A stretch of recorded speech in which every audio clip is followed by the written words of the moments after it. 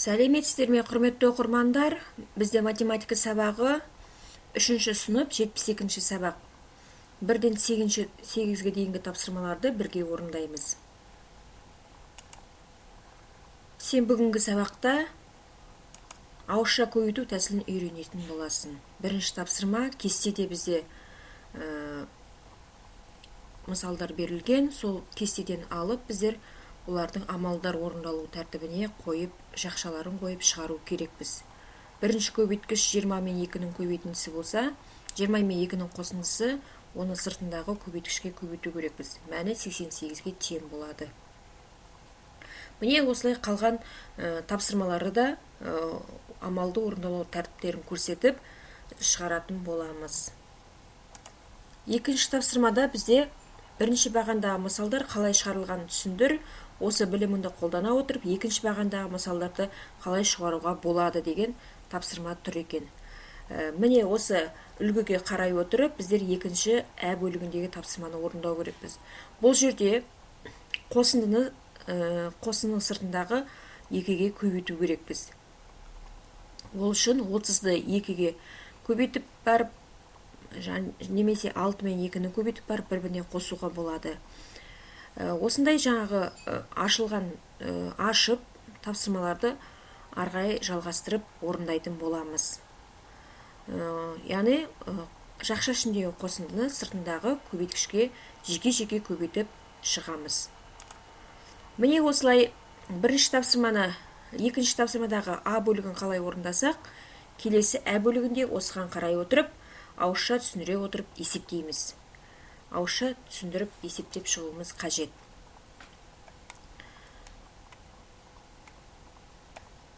Бұның ішінде де, яғни көбейткіштерді жаңағы ондық және бірліктер түрінде жазылған.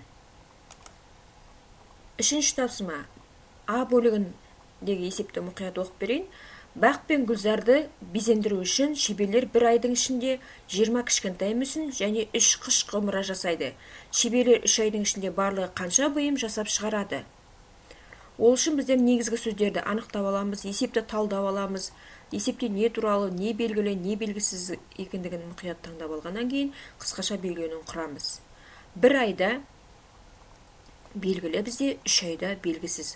Оны табу үшін қосып, сосын барып көбейту амалдарымен орындап шығамыз. 3 айда барлығы 69 бұйым жасайды екен. Келесі ә бөлігіндегі есеп. Саябақтағы көгалдандыру үшін әрқайсысында 21 адамнан 9 бригада және тағы да осындай 2 бригада жұмыс істеді. Барлық бригадада қанша адам жұмыс істеді? Оны табу үшін есеп не туралы екендігін талдап аламыз. Содан кейін есепте не белгілі, не белгісіз. Есептің сұрағына жауап беру үшін қандай амал қолданамыз? Осының барлығын еске түсіріп аламыз. Сосын барып қысқаша белгіленуін құрамыз. 3 бригада 21 адамнан, 2 бригадада да 21 адамнан. Ол үшін біздер барлығын табу керекпіз.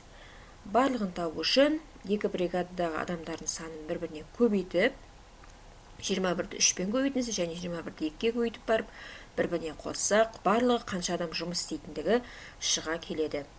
Міне осылай үшінші есепті шығарып аламыз. Жауабы барлық бригадада 205 адам жұмыс істеген екен.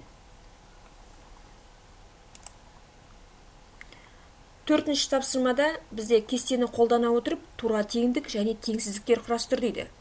Бұл жерде кестедегі амал көбейтіндіні, қосындыларды ала отырып, біздер тура теңдік және теңсіздіктер құрастыруымыз қажет. Ол үшін біздерге олардың мәндерін білгеніміз дұрыс. Жаңағы мәндерін шығарып алып, сосын барып олардан теңдік, теңсіздіктер құрастыруымызға болады. Артық, кем, немесе тең деген сияқты тапсырмаларды орындаймыз. Міне осы 4-ші тапсырманы жақсылап орындап шыққаннан кейін келесі 5-ші тапсырмаға келдік. 5-ші тапсырмада бізде есепте дейді. Есептеу үшін әрине бірінші жақшаның ішін орындаймыз бұл жерде. Сосын барып сыртындағы санға көбейтеміз. Сонда қосындыны санға көбейткішке көбейткенде, біріншінде 6 мен 4-тің қосындысын 8-ге көбейткенде 80 деген мәні шықты. Сол сияқты бізде енді ондықтар, яғни 80 мен 20-ның қосындысын 6-ға көбейткенде 600-ге тең. Біздер жаңағы 100-ді 10-ды қалай көбейту керектігін біздер осыған дейінгі сабақтарда өткен болатынбыз. Міне осы кезге дейін алған білімдерімізге сүйене отырып, бұл 5-ші тапсырманы да жеңіл орындап шығуға болады. Міне бұл жерде 5-ші тапсырманы аяқтағаннан кейін бізде 6-шы тапсырма тұр. 6-шы тапсырмада әр өрнекті шығарудың тиімді тәсілін тап деді. Яғни бұл жерде тиімді тәсілдерін мұқият іздеп тауып аламыз. Ол бізге өзіміздің тапсырмаларымызды орындауға өте жеңіл болады. Яғни қиыннан бастамай, яғни тиімді тәсілін тапқан өте жақсы. Бұл жерде 9-ды 1-ге қосып барып, 40-қа көбейткен ыңғайлы екендігін көрсетіп қойдық. 7-ші тапсырмада бізде әр бағанның өрнектерін салыстыр, бағандар қалай құрастырылғанын түсіндір.